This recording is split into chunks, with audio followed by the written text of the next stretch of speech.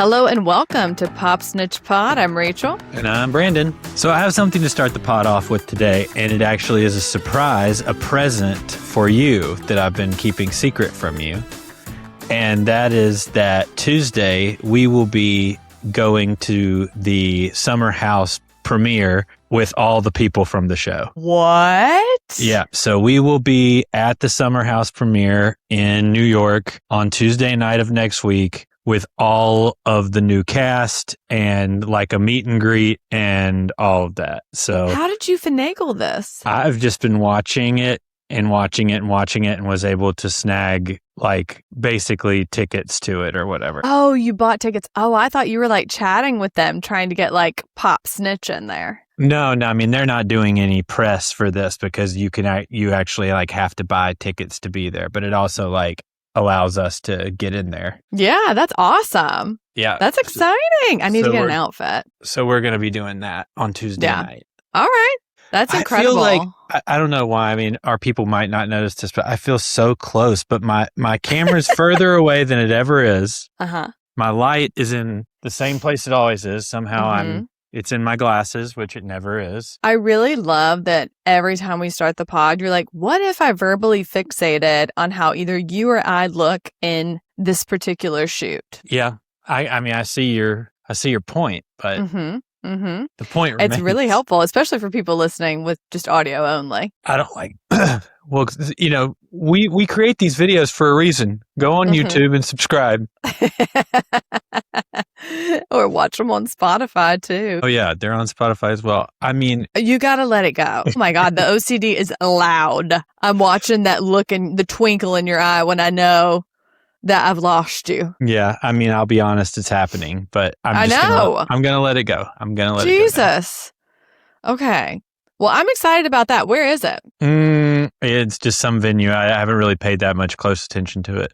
But we do have tickets, yeah. So Kyle and Amanda are going to be there. Kyle and Amanda, Jesse Solomon, Sierra, West, everyone. It's going to be fascinating to see them in the same room again. I mean, we were at BravoCon with them, and I told you then, and I think I said on the podcast, then her body language was, we are not together. Yeah, I don't know what's going on. It'll be interesting to see what's happening. I have imagined it'll be similar to the way it was at BravoCon because I think what has happened has already, transpired. Mm-hmm. Yeah, no, put your hand up on the screen again. That looks good. That looks better. You have to let it go. I would like to talk about Kyle and Amanda without you looking insane. All right. Sounds good. All right. So for those who don't know, Kyle and Amanda are basically like the mom and pop of Summer House. And they got married. Well, they got engaged in like 2018 or 2019, and COVID kept them from getting married in 2020. So they ended up getting married in 2021 or 2022. But it was a rocky road to get there. And one of the big storylines for them was that his investors for Loverboy, his alcohol company, were like, you need to get a prenup. And Amanda would not get a prenup. It's important to note her family is like clearly pretty well off based on just the property they have in New Jersey. And she is part of Loverboy, is considered a founder in Loverboy. And so I wanted to do a little digging with the no prenup. My assumption was initially she could go for half of his business. Like if he sells it, she could get half of it. But I remembered her saying last year at the reunion, we're trying to sell it, but nobody's buying it. Like all she wanted to do was sell it. So I found it's been the whole beverage game is about creating a brand that a larger entity wants to buy. So if you're making beer, you want to create an IPA so good that Budweiser comes in and licenses your beer, or Miller comes in and licenses your beer. And same thing with like vitamin water. That's how 50 Cent made all of his money, because he sold vitamin water to Coca-Cola. Mm-hmm. Yeah, and exactly. And so this is the whole beverage play. And so that's what Kyle's been trying to do since the very beginning. Mm-hmm. And we knew from the show that he said like 4 years ago that he had put a lot of his own money into it. And he was personally, I don't know if it was personally or him and the company together, $4 million in debt. And I went back and had to do a little sleuthing to see like what was causing all of this debt. And it looks like they had two major legal battles. There were other smaller ones, but there were two big disputes. One was for trademark infringement. This was actually from the owner of a bar in New York City called Loverboy Bar, and that was settled out of court in 2022. So I imagine that was like a pretty penny.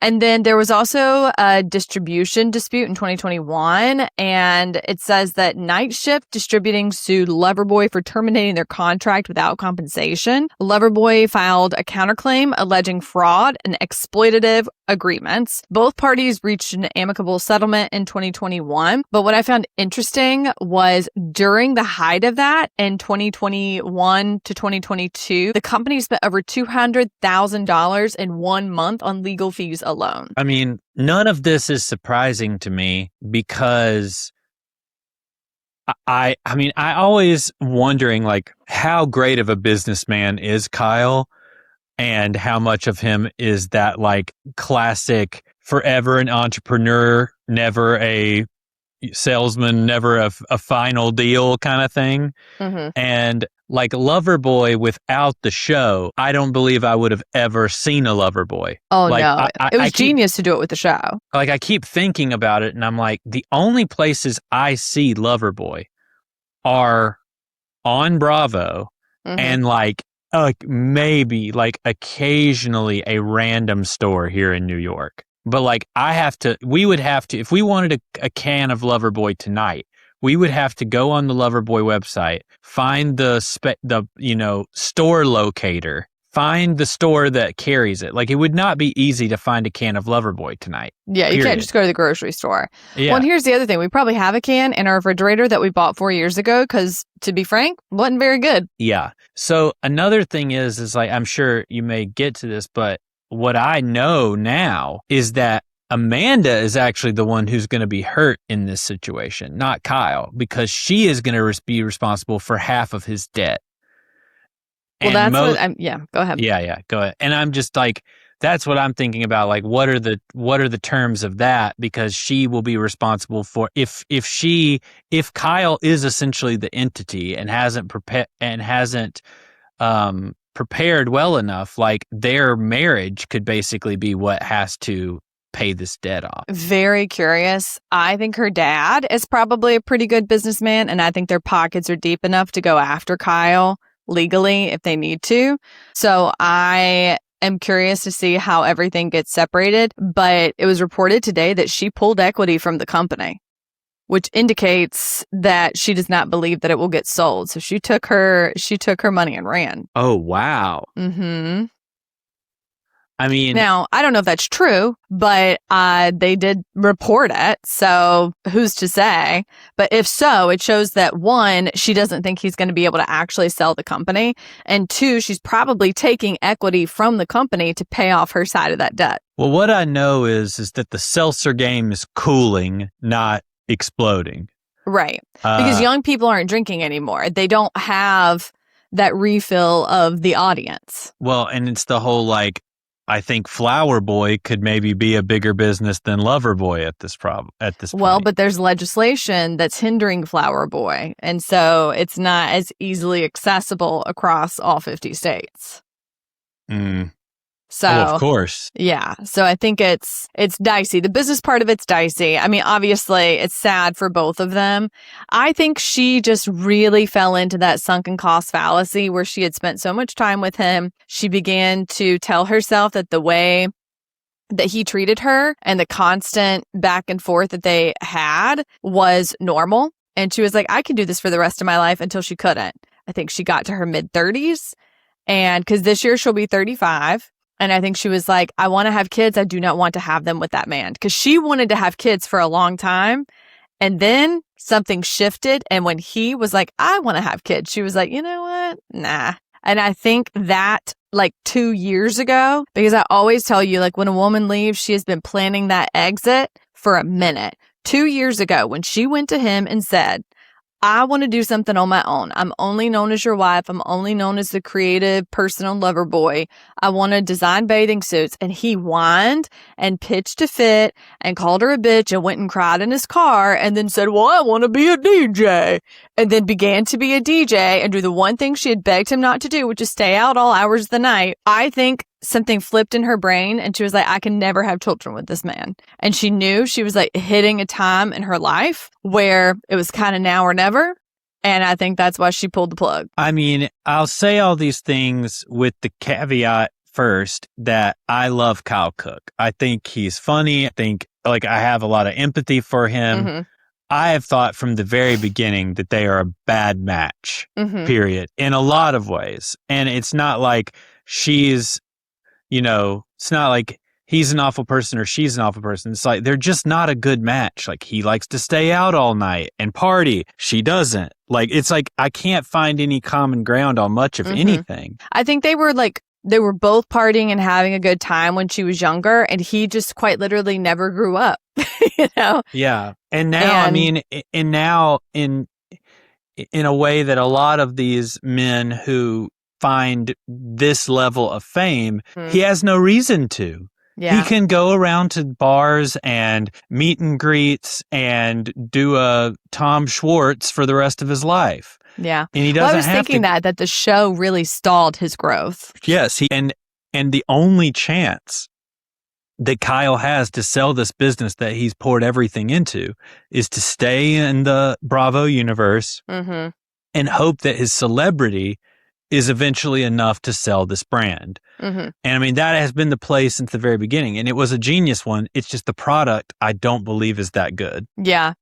I agree with you that they're both great people. This isn't one of those things where it's not like with Paige and Craig in my eyes, where it's like, thank God she got rid of that dead weight. To me, Kyle is not nearly as bad as Craig. I think he's childish, but I do have a soft spot for him, unfortunately. But I actually think this is going to be better for both of them. I think this is going to make him grow up. I think it's probably going to hit him a little harder. But I do think he's going to fall into a trap. I can guarantee you in 6 months, he's going to be with like a 28-year-old. Oh, well, this is another thing that I found is that I heard someone say this, and it doesn't fully relate, but it's like I heard someone on TikTok saying this the other day, that to think that men are looking for their soulmate is a fallacy. They're not looking for their soulmate. Women look for their soulmate and look for their forever person. Men hold out until they are ready, and then they marry someone. Well, that's a good point. They'll marry. They wait and they wait until they are ready to get married, and then who they are with at that point is who they will marry. And I look even across and I'm not even saying this pejoratively. I'm just saying it's kind of a pattern. It's like when men are ready, they're ready. And if they have committed to somebody and they're in a relationship with somebody, they will marry them. But they could have been with the love of their life that had the more passion, the more everything. But if they were not ready, they will let it go. Yeah. They will not work to make that happen or to get married quicker than they want to. And I think there is something to this where Kyle was kind of put on under the gun in a way and became the exception to this, where he's like, I think I have to get married. If I don't get married, I'm going to lose Amanda. And I really love Amanda and I love what she brings to my life. And she's integral to my business. Like there were just so many factors that are beyond what a normal guy would be thinking when it comes to this time when you're getting the natural pressure from your girlfriend to get married and to move on into your life. It's not like he could just be like, well, you know what? I'm just going to go start dating younger women and blah, blah, blah. Like, no, we've started this business together. Her father is invested in the business. Like there were so many things that were stacking up against him being able to act in the way that most men do when they are not ready to get married and not ready to move forward in their lives. I actually think it's pretty courageous of them to do it. I know that sounds crazy, but to do it before things get nasty or, before a huge scandal cheating thing happens, especially because they live together, they work together, they're running a business together, they do a TV show together.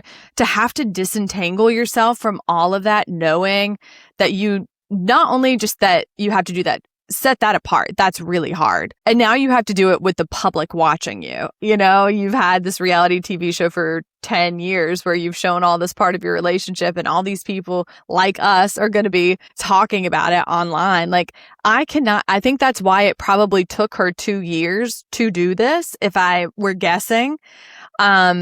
I have a lot of empathy for that. I'm really sad that it didn't last for them. I think a lot of people are feeling like I'm shocked but not surprised. Like, a lot of people were like, why did y'all get married? Like, what were you thinking? But I think, to your point, he was like, oh, I'm ready to get married now and I'm dating Amanda, so we will get married. And for her, she was like, you can marry me or I'm going to bounce. I'm like, whatever, because she was ready to have a family. And then I think when she was done with him, that's when the switch flipped and she was like, I'm not having kids with you. Very interesting. And I hope that we get to see like how all this played out. And maybe we'll feel complete. Like, that's the part that I'm not kind of ready for, really, is seeing how it plays out and what led to this. Like, obviously we've got these little things in the lead up that are saying, like, you know, he slept at a fan's house. Right. Stuff like that. But I feel like that's more for the show. I think we've known this is coming for a long time. So anything that happens in the show probably won't change my opinion that much on either of them. But it kind of seems like the inevitable end of what we already saw coming for seasons. Yeah, it's always sad to see a couple that you love separate, but I think it was time for them. And I hope that she has like a meteoric rise. I think he will be fine. He is scrappy. He has the energy of like a 17-year-old. I cannot believe how he can stay up all night and drink and then go to Barry's boot camp at 7 a.m. What I would do for that kind of energy.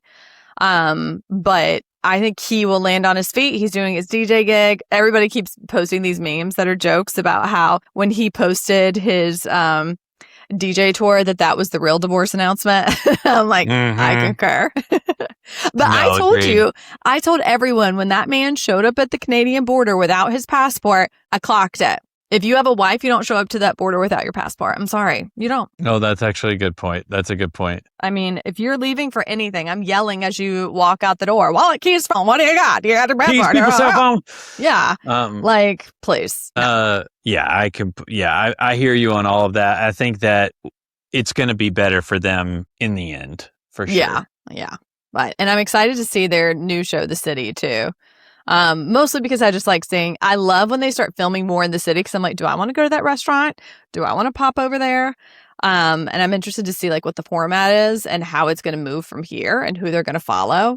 But yeah.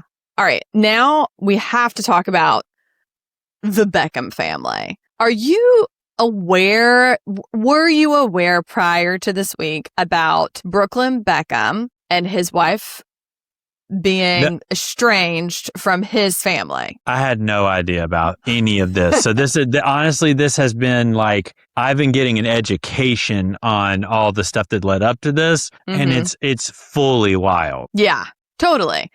So okay, so just to back it up, there's been speculation about this since he got married, since that. You have to know about her family. You know, the Beckhams are like 100 millionaires, right? Super famous for decades. Her family, billionaires with a B. She grew up super rich, was a child actress. There are reports that she like pushed her nanny down the stairs. Every single person that's outgrown. No, I'm serious. All of the people who know her that didn't sign an NDA or have like lived past that, like the time has passed, have all said she's awful, have called her like a bad apple, have said that she's horrific. And so they're both like little nepo babies, which I think is what makes this fun, is it's just like two people who never got good at anything when their parents were really good at stuff. And I think it's just like them being kind of whiny, but I do see genuinely like both sides of this. So anyway, at Christmas, they all seemingly unfollowed each other. And, so all these outlets were like reporting it. And then Cruz, one of the children, went on stories and was like, just so you know, my parents did not unfollow Brooklyn and his wife. They woke up and they were blocked. And people were like, oh, heavens, he's like blocked his family. So then Brooklyn is like, I guess, holding this in for a few weeks and then wakes up and is like, you know what? I'm going to post 5 stories and put them on my Instagram and just let everyone know my family's business. And so he essentially accuses his parents of media manipulation, that they tried to bribe him to sell the rights to his name and his future kid's name, and wanted him to do it before his wedding day because that was going to get way more complicated once her family was involved. Now, to this, I understand from his perspective, because he literally has no talent, why he would not want to do that, you know? But I'm also like, you're married to a billionaire. Like, you're fine. What are your thoughts about that? I mean, here's the thing, is that what I've read a lot in the last couple of days about this, and my general take on it is that everyone is sick with money. They're all money sick. They don't know what reality is anymore. They don't know what's important anymore. Their values and thoughts about the world are all askew because it's more about money and fame and celebrity, and that's all they have. I mean, you don't treat people, and definitely not family, like this unless that's true. Yeah. And I think, like, even if the worst of what he says is true, putting that on Instagram is sick. Like, he's just as sick as they are for exposing that, like, in my mind. Like, I think everyone in this is just sick. And I think the biggest thing is like, I have hypotheses that these parents don't like this girl. They know she has more money than them, which is like unheard of in their circle. They're the richest people they know. That's probably how they organize all of this. And it's like, I don't want anyone having power over our name and likeness, because that's all we have, is the Beckham name. Right. And if this wasn't your son, if this was an employee of yours, or a movie star that was a part of your production company or something, it makes perfect sense for you to be acting like this and saying like, hey, we own a piece of you because we made you who you are. But to be treating a son like that and acting like he's a commodity to be traded, like, I get why he's going scorched earth now, even though I think even that is the wrong way to handle. Yeah. And then the other part that clearly everyone is talking about is the dance that man, you want to talk about, this would have made a great season of reality television. Yeah. So apparently he was supposed to do his first dance with his wife, and his mother went up there instead and danced, quote, incredibly inappropriately with him. What's crazy is some people who apparently attended the wedding have like reposted memes seemingly like agreeing with him. And I just think that's hilarious. And I'm like, what did she do? Like, could you imagine? First of all, your mother is Posh Spice, like one of the hottest women to have lived. Definitely. Well, you have the hottest parents on the face of the planet, and you look bland. That would make me mad too. I think that's why I'm enjoying the story so much, because I'm like, these are so stupid in terms of like reasons. I'm like, you wouldn't last a day in the asylum where I was raised. Well, this also goes back to even like some of the royal family drama. Oh yeah, that's been compared a lot. Which is like, you're litigating this in the court of public opinion. Like, this is your family. Yeah. Do you know what I mean? Like, keep this stuff to yourselves. Yeah. Talk to a therapist. God forbid. Literally. Like get the lawyers involved. Yeah. Like, we don't need to know about this. Don't you say that though, because I do need to know. I actually do. Okay. It's giving me joy in a time where joy is hard to come by. How dare you? Well, I did think it was hilarious. I know. I was trying to like look up things like Brooklyn's professional career. Because I'm like, did he try to do anything? He tried to do so many things and was just horrifically bad at them. He tried to go to Parsons and do photography. He dropped out after a year. He was playing like football, soccer, in his teens, and was like not even good enough to get a scholarship. LOL. Your dad is David Beckham's son, and you're bad at his sport. I don't know why. Your mom is an international pop star. You can't sing. I know. It's just, God did not bless him in the ways that he wanted to be blessed. Someone is doing something outside of our window that is loud and confusing. And I don't know why it's happening. Well, like a couple of weeks ago, we had the whole fiasco with the bell ringing, and literally you couldn't hear it in the podcast at all. Yeah. And people in the comments on YouTube were like, what the heck are you guys talking about? I don't hear Yeah, apologies. New York is just weird. Like, if you have your headphones in, sometimes you can't hear it, like, on the pod, but I can hear it with my other ear that doesn't have one in, and someone's doing something insane outside. I also have a foe. He doesn't know about it, but there's a man with a very loud car. Like, it's so loud it makes our building shake when he like starts up his car.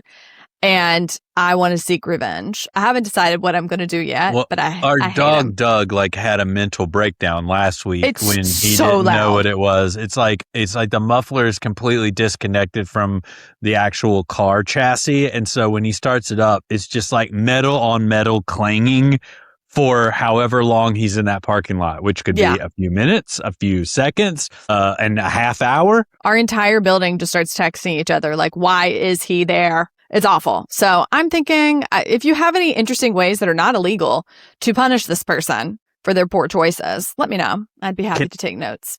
Can we tell a story? Do we have time for maybe a 2-minute story? Sure. It's our podcast. Can you please tell the story of the sanitation? No, I'm not having them come after me. That's between me and God. Well, I'll try to tell it. I could tell it from my perspective, and then you can deny, and then that would be. No, I'll tell it. So the other day, I'm at work at my home. And I get a knock on the door, and it is the man from the sanitation department in full sanitation garb. Like, he's got his little outfit on, got his little he's a park ranger, pendant. but for sanitation. Right. And he's like, are you Rachel Batson? And I'm like, yeah. And he says our address, and I'm like, yeah. He's like, are you putting your trash in this public dumpster? And I was like, no. And he was like, well, I found this box with your name and address on it. And I'm like, that's crazy. And he's like, well, if you do it again, I'm going to fine you. And I'm like, okay, well, I'll just, I have to figure out what's happening because I don't do that. There is a public dumpster right next to our apartment. And right in the place that we're supposed to do it, you have to break down the boxes. Yes. Well, let me also say the fact that he used the words public dumpster. That communicates to me. It's almost like I'm part of the public. Means that I could publicly put my trash in it. No, I did not. I did not put my trash there. I deny that firmly. I did not. Yes. But he came to my home. I did not have sex with that woman. He came to my home and he knocked on my door, and I was like, okay. And then I look, and they have just left all the trash there. And I was like, I love that today you saw all the trash in the dumpsters and you were like, let me find one box, and I'm going to go to that person's house and knock on their door, and I'm going to leave all the trash there. And then the next day, they finally took the trash. And then we see a car pulling in, and they dump a mattress and all these other things on it. And I'm like, really? Hundreds of bags. And I'm like, you're going to come knock on my door for a box that, again, I did not put there. Now, how did that box get there? We'll never know. Who's to say? Who's to say? I did not put it there. And because I don't take trash out. And so I was like, I was aghast. All right. Do you want to talk about Taylor Swift and Blake Lively texts? So Blake Lively, these are just I guess this has come up in the Baldoni case yet again because it won't die. It's just never ending. And this is what she sent to Taylor. Just checking in. I have no reason to ask, but I don't know. I've been feeling like I should. Is everything okay? Mind you, I think this is when she's on the Eras tour. I feel like a bad friend lately.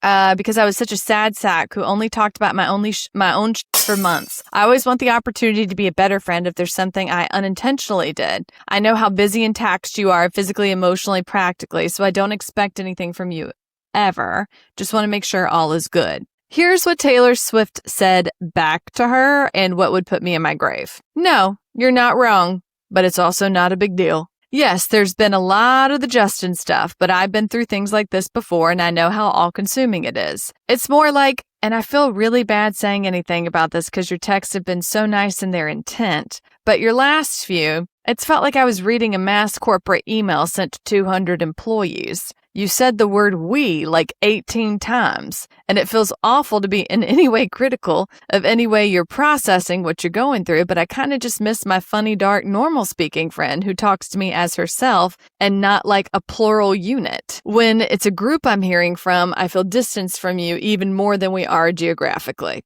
What are your thoughts there? Well, first of all, even the text that she just sent to me sounds like there's such an unbelievable power imbalance in the friendship that you're starting the text off with like, I dare not even mention my small little problems in the universe of your struggles.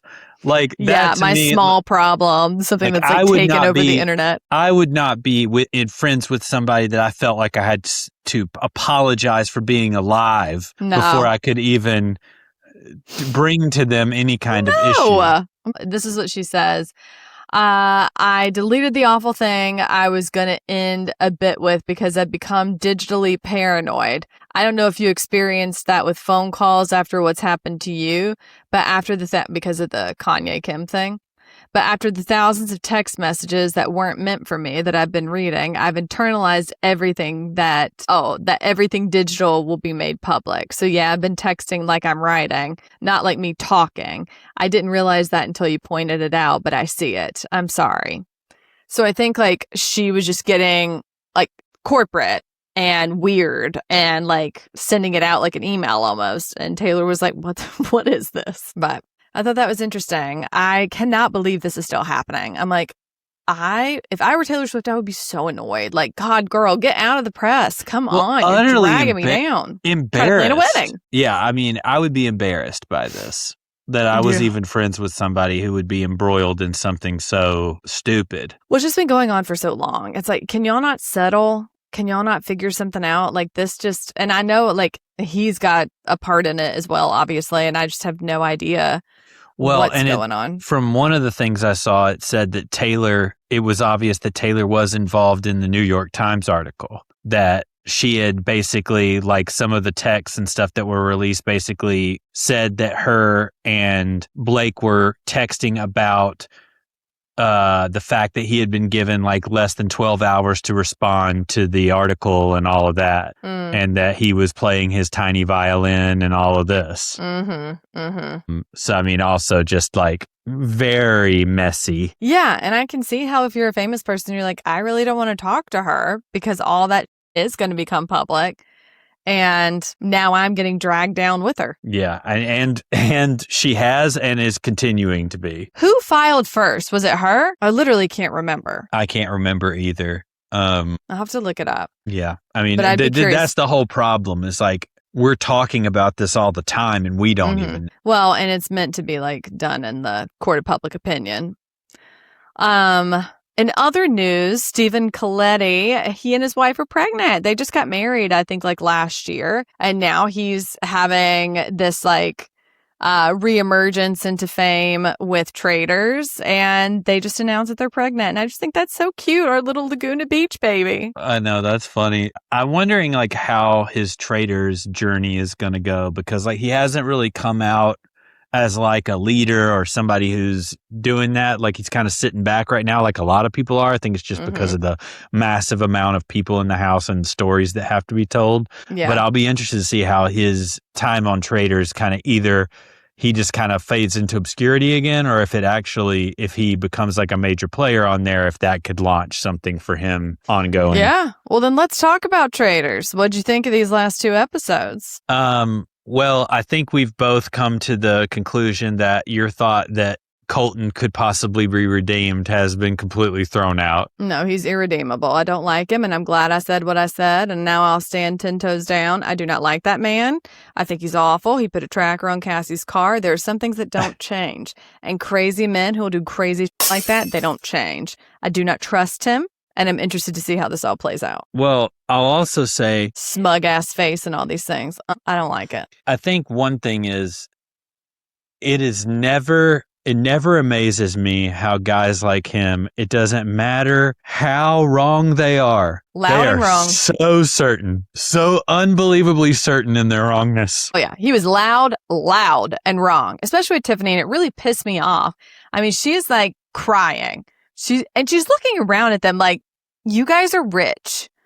I went on Big Brother. Like, I actually need this money. I'm a single mom. I am not lying to you. You do not have proof. You've got the most famous pop star in the world with Eric here, who makes billions, millions, whatever, and Colton, and, you know, all these other people, housewives who are already rich. You are not listening to reason. Y'all are all just following Colton around because he's loud, and y'all hate Michael, and Michael's going after Colton. And what really happened at that, well, we'll talk about that one later, but that's like what was so frustrating about hers is that it was just, he just decided, and you just watched him drop all the stuff all day, and everybody was kind of like, well, I don't really know what's going on, so I guess I'll just go with that. And she just got screwed.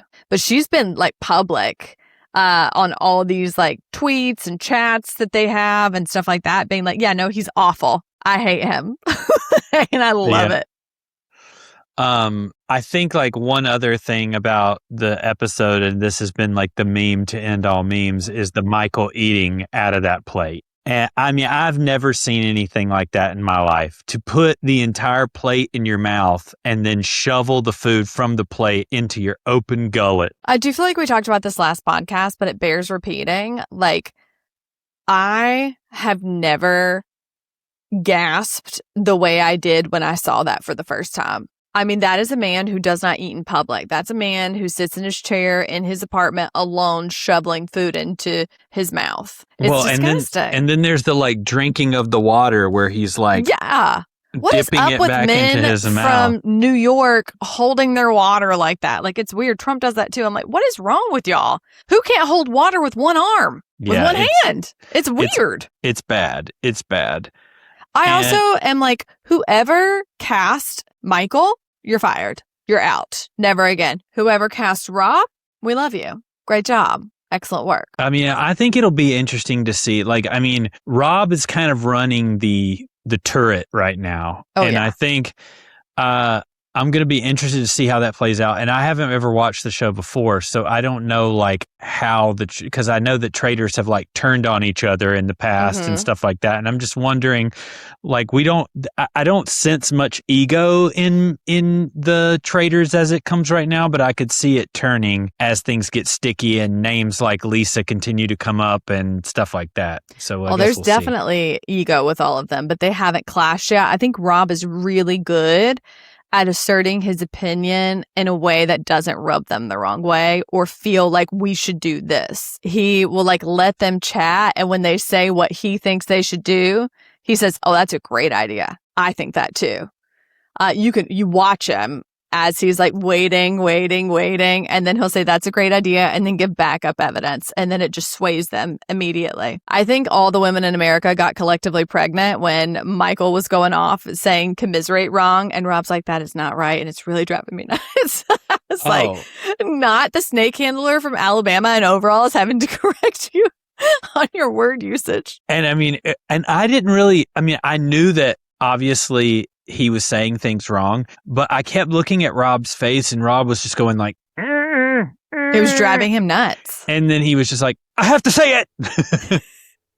That's not what commiserate means. It was so perfect. Like, he embodied how I feel sometimes. And I was like, I love you so much. He just cracks me up because he can be so chill, but certain things like really irritate him like that.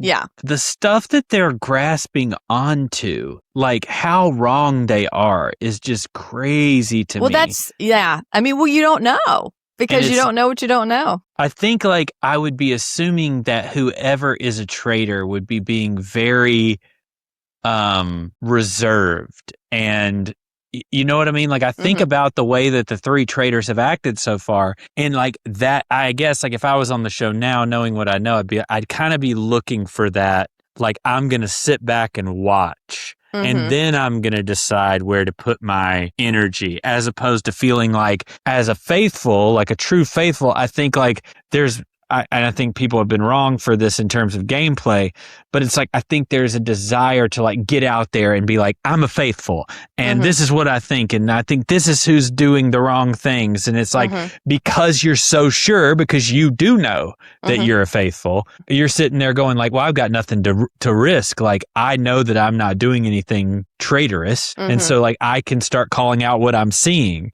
And I think like all of those people would strike me as people who were not traitors. It'd be the people who are kind of sitting back, watching, listening first, and then devising an opinion that I would be suspicious of as traitors. Yeah, I think Candace is going to end up getting herself in trouble. She's playing too loud. And I think Lisa is afraid to do that. I think she's going to get herself in trouble from not trying to figure it out as much. Like, she's not talking game enough with people. The thing about Lisa is her name's going to start coming up. Like, her name is going to start coming up. And I will she say, is acting differently.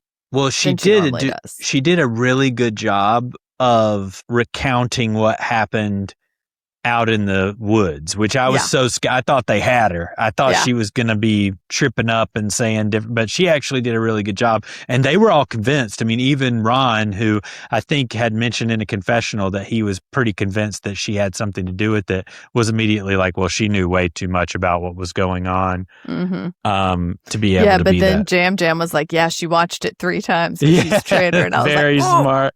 Very smart. Very astute. Jam could be very, very good, I think, if he continues on and it gets narrowed down a little bit more. He would be if I was a traitor, I'd be wanting to get Jam out of there. Oh, I would want to get the gamers out immediately. That would be all I would murder. Yeah. Seriously. Well, they've done a pretty good job of that so far, a little bit. And then just people that they found annoying. Yeah.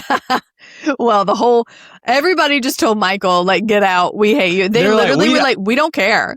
They're like, if you are such an utter distraction that I'm almost positive you're not a traitor, but you are making life in here impossible. Yeah. They're like, traitor or not, we're just happy to watch you leave, buddy. We're happy to see you go. We don't have to watch you shovel off a plate into your gullet down your throat anymore and hold a cup with 2 hands like a toddler. Yeah. So can you imagine being so utterly awful in social situations, just like a social assassin, that people hate you so much that on a game show, they don't even want to use you as a shield to stay in the house? They despise your presence so much. That would kill me. Someone being mean, or someone being a good player, or someone being somebody I was afraid of would not bother me nearly as much as someone just being like inconsiderate, hard to eat around. Like, do you know what I'm saying? Like, oh, I do. Like, that would send me to a dark place. And so I could totally understand why they were like, get out. Get out. Yeah. Get out. You can leave. Meredith Marks. Did not. I think, Monet got sent home on this round as well, right? So Monet got sent home, and I think, ultimately that goes back to what I was saying about Lisa, is that Monet already had Lisa's name in his mouth, their mouth. I'm not sure. And so like, that's the whole thing. I think Lisa's going to start coming up, and I have to believe that Monet shared that information with somebody. Oh, I'm sure. And then that's going to become really clear. And I think I worry, Rob's got to be careful with the information that he brings into the turret if people are trusting him. Because if there was a bunch of people around like there were in that episode, and that's where he got that information from Monet, there's 5 other people now that know that was said in a room with those folks. You know what I mean? Because the Monet choice kind of seems, I think people, they kind of get in this thing where they start thinking, let's make them random so that they don't know who it's coming from. I actually think that that's odd, because then you can pinpoint why somebody may have gone home. Because like, who was around Monet last night? Oh, Monet said that they thought it was Lisa and blank, and then they got sent home. You know what I mean? Because like, to me, if you go after Colton or you go after some of these big players, there's a lot of people who have reasons to send them home. But with somebody like Monet, it's probably pretty easy to determine who was talking about Monet or who heard Monet give traitor intel that led to their demise. It's just hard to say because we don't see so much of who they talk game with.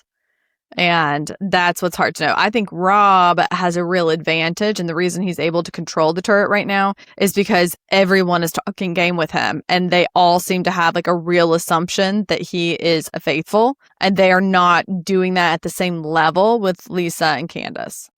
Yeah. I mean, for sure. I think people like Rob as much as anybody in the house. Yeah. So I'm curious to see how it goes. I really, really want to see Johnny and Tara, like something happen with the fact that they're like besties. Curious to see how that plays out. Do you think the Faithfuls or the Traitors will win? I think the Traitors are going to need another traitor in order to win. Like, I don't think they have the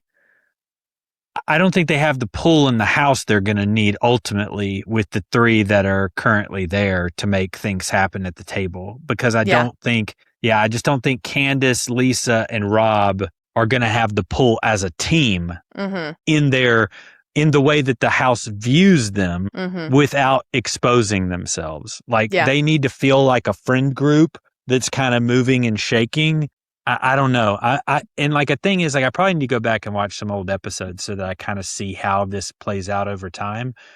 But yeah, I have a hard time believing without another traitor added to the mix that they're going to be able to get it done. I think it's very possible that they'll do another traitor. They've definitely done that in the past. So I'm curious to see if they were to add another traitor, who would you want them to add? I mean, I'd love to see Jam come into that group. I think.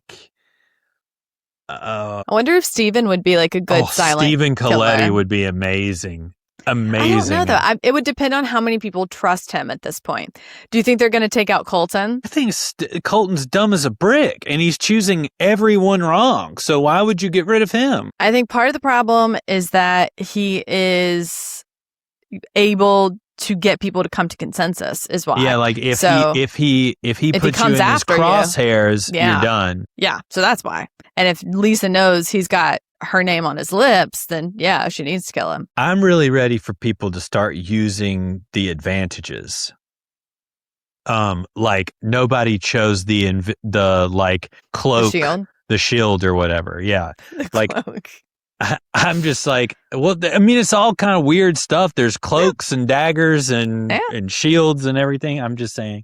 But like, I really would have liked to see somebody like grab one of those when nobody was looking and like it cause issues. Like that would be You need to go back and watch last season. It was really good. And it's with people you like. Yeah, I probably will. All right. Last but not least, do you want to talk about the SLC reunion numero dos? I do. Go on. Pop off. So I have nothing in the notes.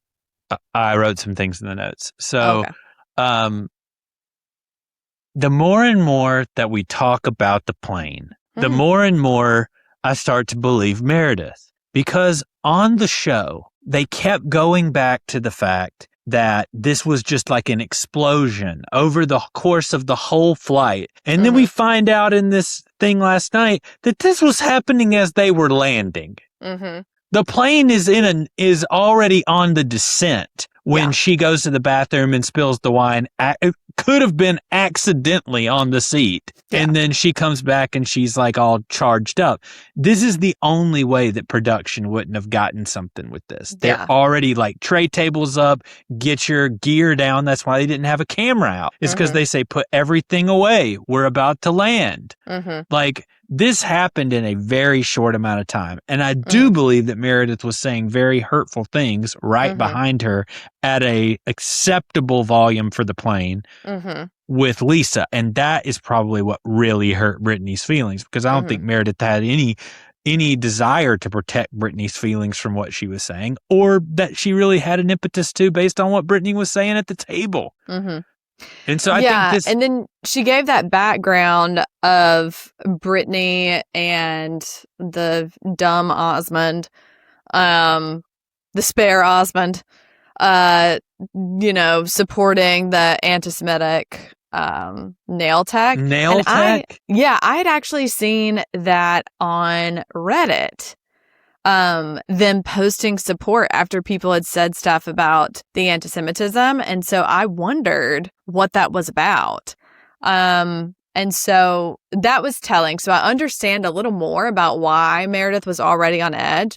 And then for Brittany to bring up that stuff about Seth, I get why she was mad because she already doesn't like Brittany. No, of course. And then I also like it's so, and then it also is so interesting that she's choosing that as the reason when, I mean, it seemed like Brittany's explanation of it was also pretty clear too. And then Meredith didn't even dispute that she took it down and stuff. So I don't know, like it all just seems like a big nothing burger again. But what I will say is like what this episode exposed to me, and you may disagree, I'd like to hear your take. It's like Angie, Brittany, Heather, that side of the couch, kind of like searching for their moment. You know what I mean? Like, you know, trying to bring up the Lisa stuff, trying to bring up the Meredith stuff. And nothing's really, at least for me, nothing's really landing as like these bombs. No. And I think like the biggest bomb that landed, but doesn't even bother me at all, is that Lisa has been absolutely leaking all of this stuff. And Angie did absolutely prove it. Like, I'm sorry. Yeah, she caught her. Like, you know, basically what happened was they used the find my password, like I've lost my password function on that account that had been sending all of this stuff. And they saw that the number that it sent the like retrieval text to was Lisa's number. Oh, and Lisa, like when they start bringing it up and talking about it, like Lisa's face just dropped, but then she did. But then she deer did in headlights. She did exactly what we always say: deny, and never apologize. Nope. And deny. Wasn't me. That one funny thing is when she did start kind of just talking out of the side of her mouth and stuff, she just froze like a statue, and the girls were whispering into their mics like, she is frozen. She's frozen. Her brain just stopped and buffered, and she was like, what to do? She was just staring out into the abyss. And I think it's interesting that like Andy really did push on this, and he was basically like, I just find it so interesting that you, Lisa, and Meredith have like your best friends now, like all is forgotten from your past and how you treated each other in the past, especially how Lisa treated Meredith. Yeah. And like you've banded together, and they're like, well, I mean, you know, we just let things go in the past. And then he recounts exactly what they said about each other. Yeah. And he's like, so you're able to forgive all of that, but you can't forgive Brittany for bringing up a TikTok and a rumor that all of us know about. Yeah. That all of us have questions about. Like, it just doesn't make any sense. Yeah. There's obviously stuff. I mean, you know, the longer you're on Housewives, the better you get at hiding stuff. And so there's obviously more that we don't know about. Lisa also looked like such an asshole for trying to get Jared to talk about Bronwyn's husband. About Todd and all that. You see the unseen footage of her like begging him to say stuff on screen, and he even was like, no. And if Jared's turning down a camera, we know something Lisa is wrong. Is a problematic queen. I love her. She's my queen. But she problematic. Oh, she loves dropping a bomb, but she wants to because she doesn't want anyone looking at her. She's going to flash bang everywhere else. I mean, she literally is just tossing grenades. Oh my God. Left and right. I mean, it's scorched earth. I think Heather's just coming off really bad in this. Well, yeah. And I mean, she's like saying like, Meredith, we're not going to be friends ever again. And like over nothing much. Like basically all that Meredith said to elicit that reaction was like, you've been screeching at me, which she definitely has. I mean, honestly, she's been screeching at me. The whole time I was like, why are we at this level? Like whether Heather's right or not, she's been screeching the entire season. I mean, when they were at the Boston Tea Party, she's screeching. When they're in Greece, she's screeching. Yeah, Heather and Whitney, I'm like, can y'all just talk? One thing you could learn from Meredith is to just kind of just speak. I mean, Heather, she's just the entire season's just been over in a corner sloshing wine and screaming. Hollering. Yeah, I don't like it. So I'm hoping there's more like interesting things happening in the third one. I did think that Lisa being found out as like a troll. I always love finding out their little names too. It cracks me up. What was hers? Like Candace or something? I can't remember what the handle was. But it was something very strange. With like a number at the end, which cracks me up because Lisa's is like Lisa Barlow 18. It's like followed that same thing. And she's like, I'm not Candace. Blah, blah, blah. She had it like memorized. Yeah. And I was like, oh, Lisa, girl, you memorized that handle real quick. I'm not Candy Gun 7. I'm not Candy Gun 7. Yeah. And I was like, oh, okay. But yeah, I think that she's trying so hard to hold it together and not scream. And I think that's why she froze and buffered and was like, what to do? What to do? I want to yell. Yeah, I mean, the next episode, at least, we're going to get to the Bronwyn stuff. I don't think we're going to get a lot of more information than what's in the preview, which is just that they're not together anymore. Yeah. And I don't think she's going to be like, it happened because of blank. Like, it's going to be like, it's just a long time coming and, yada, yada, yada, and we grow apart. Yeah. Like, we grow apart. What are you shaking the camera with? Your foot? Oh, I guess my leg. Sorry. Like Santa laughing. Every time you've laughed on this episode, your whole thing is gone. That's how I like it. Oh. Well, I guess that about wraps it up. Do you think you'll have the audacity to speak to some of the Summer House people if there's an opportunity? Well, I always have the audacity to speak. Well, that'll be fun because next week we'll have just gotten back from it. That's true. I've got to think about what I want to ask, what I want to say. I always think like, would I want to have someone come on the pod? And people are always like, our friends are like, oh, you should tell them to come on your podcast. And I'm like, here's the thing. I don't really want to interview people on the podcast because I want to talk about them. And that makes it harder when you know them. No, I have no desire to talk to the people from the shows because they can't tell you anything. No, nothing that's not already available or has just want to happened. Watch like a voyeur. Yeah, I want to comment. I want to experience it. I want to create my own lore. Mm-hmm. Like, I want to have fan fiction of what I believe is happening. I don't want to know the truth. No, that's boring. That's boring. Why would I want truth when I could create my own narrative? That's crazy. Yes. Nobody wants to know what really happened. No. This is reality TV. So, reality television. Yeah, so we'll be your eyes and ears next. Eyes and ears on the ground. We're basically, journalists. So we'll be there. Press. Yeah, doing the hard work. My God, we should make little press packets for ourselves. doing the people's work. Yes. There's also something else they're showing. It's not just that first episode. I can't remember if it's like the premiere of another show as well that's coming out. Is it The City?